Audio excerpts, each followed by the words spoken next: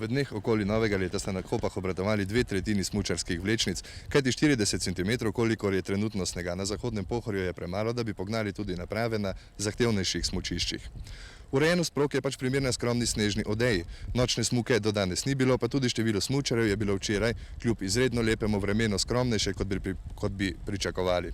Več se jih bo po vsej verjetnosti nabralo danes. Škoda le, da na Kope še vedno ne vozi smučarski avtobus iz Slovenj Gradca ali Titovega Velenja. Trenutno je zasedenih vseh 150 ležišč v obeh domovih, kjer je večina gostov iz sosednje Hrvaške. Prvi gostje pa so konec preteklega leta prišli tudi v novo zgrajeno naselje počitniških hišic, v katerem je nekaj več kot 100 postelj. Nočitvene zmogljivosti so skoraj v celoti prodane tudi za naslednja 2 meseca. Na samih smučiščih so sicer pred letom obljubljali nekaj novosti, a kot kaže, je bilo denarja za uresničitev načrtov premalo. Premalo pa je za zdaj tudi snega in tako bodo do prvega obilnejšega sneženja na Kopah zadovoljni predvsem tisti gostje, ki jim je smučanje samo eden od mnogih sestavnih delov zimskega počitka.